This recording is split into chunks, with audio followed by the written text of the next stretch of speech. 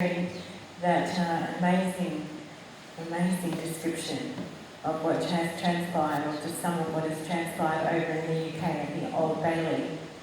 I do have some more questions for you, but I actually want to cross to David Halpern now, since we're talking about the trial. I'm wondering, first of all, whether or not you've had an opportunity as a former magistrate to follow the case or to catch up on the case, and in particular the hearings that have happened so far that are now adjourned, and if so, what do you make of it all?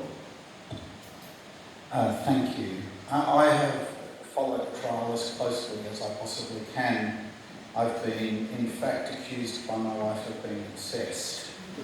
That's fairly clear. And I have read everything that I can possibly find on the case. It's lucky I'm on my own. As I should say, I think many in the legal profession have. Because what is happening to Julian is an affront to the legal system, as well as an affront to Julian as well. Those of us who care about justice, who care about due process, who care about Australian citizens who get into trouble overseas, have just been appalled by what has happened. In terms of the legalities of it, I think it's best simply explained in this way. If a person leaks sensitive material, and that person, for example, Chelsea Manning, does so from a position of authority, then they are guilty of a crime on the face of it under the Espionage Act in the United States. If that material is passed to a second person, who is also a spy or somebody who shouldn't have access to that material or the like, they too may be guilty of a crime. But if it then gets to a journalist and that journalist publishes it, then in those circumstances, up until now, they have not been prosecuted under the Espionage Act because it is seen as a breach of their First Amendment rights in the United States, that is, to freedom of speech. And that's why Obama didn't push the line of the Espionage Act, because A, the prospects of success seemed dim, and B, because there was an ambiguity in Julian's role in terms of journalist, non-journalist. So what's happened now is they have chosen to prosecute the case against Julian and to seek to extradite him from England to face those espionage charges. They carry a total, for both receiving and for publishing that material.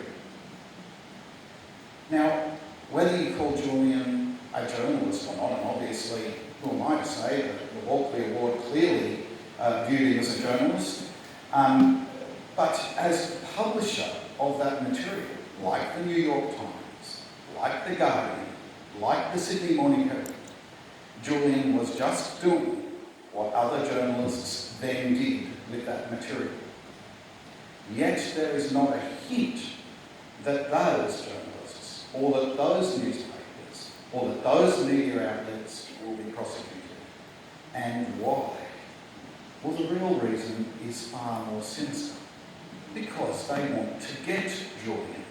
Because they see him as a conduit of Chelsea Manning's material, and they seek revenge. They seek revenge through the criminal justice system, they seek revenge through the extradition system, and that's why it is such an affront to the justice system. Because this has nothing to do with the fact that Julian is a journalist or a publisher.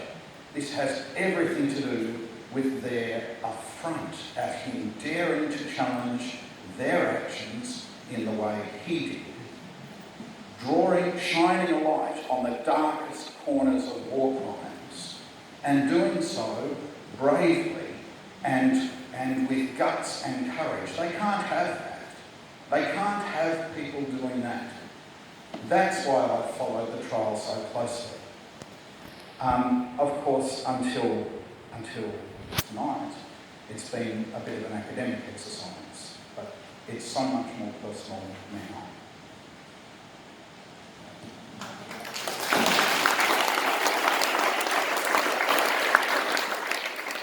Thank you, David.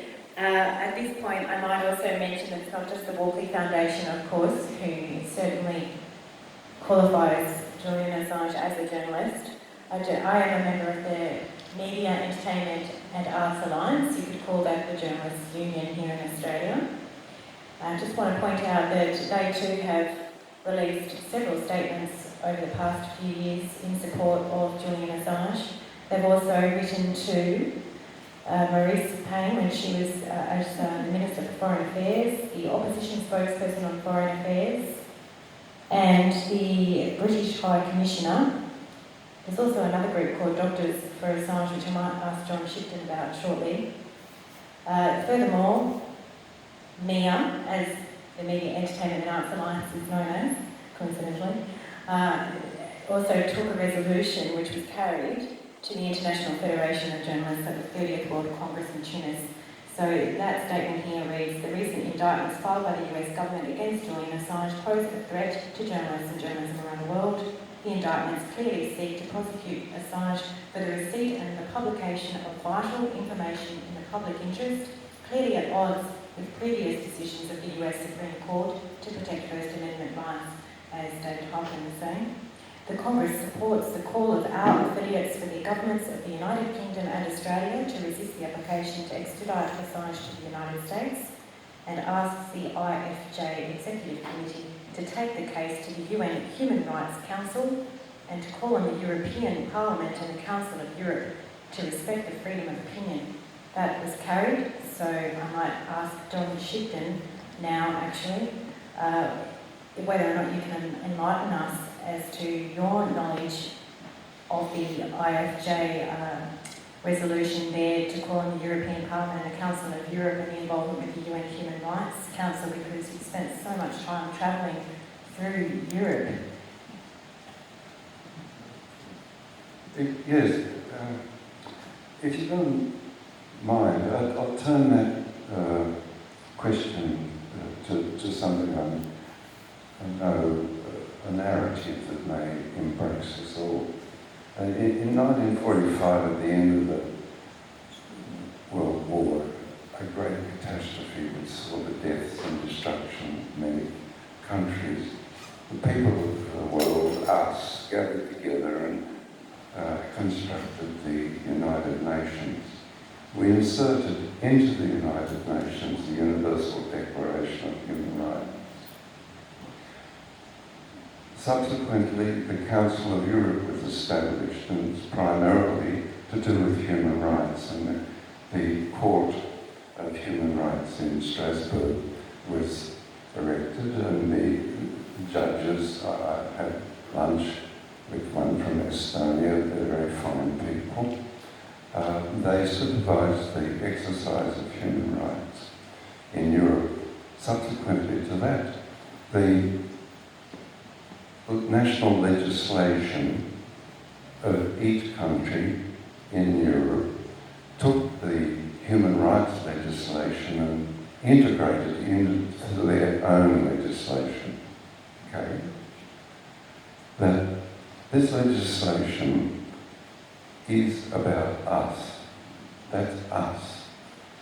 Now, secondly, when you read a phrase, a crime against humanity, which Julian and Chelsea put before us in the Iraq War, that's a crime against us. Here, all of us. A crime against humanity is committed against our children, our mothers, our fathers, grandfathers, uncles, aunties. That's a crime against us. You'll see, last night we had, or was it last night? Anyway, we had a video, collateral murder. In it there are two, what are called war crimes, or three war crimes. They are crimes They 18 people you see machine gunned to death and just gathering around a street corner and 2 journalists with their hands. They're crimes against us. Kristen Hanson and Julian couldn't travel, as you know, but Kristen went to Osage City in 2010, 2011. Very dangerous time, as you know, in Osage City, but he took the risk. The WikiLeaks collateral murder thing is an entire package. The second video concerns Kristen, where he shows to the people who never knew what happened to their relatives. The video, and the young collapse onto the floor crying. So Julian and Kristen were attempting to name the dead, to give names to the dead. It is another war crime, you know, these people are just, well, disappeared, you know, and not even, anyway, I don't want to climb down into the bottomless pit of human depravity, but just to illuminate to you that this yesterday was Human Rights Day, and that we together instituted through the sheer understanding of the necessity of human rights and war crimes, instituted these great civilizational constructions of the 20th century. Subsequent to this last week, those nations, and unfortunately I carry the burden of my own nation being involved in a gigantic war crime. There's a man, Gideon Polya, he's an academic, he's about my age, in Melbourne.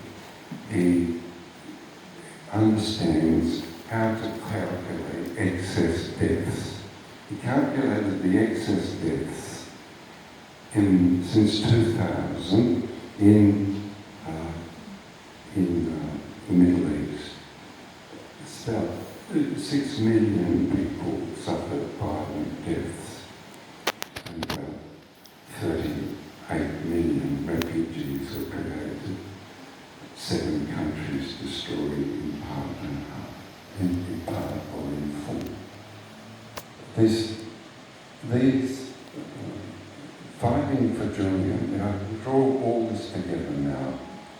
So Julian and Chelsea illuminate for us the war crimes and the crimes against humanity.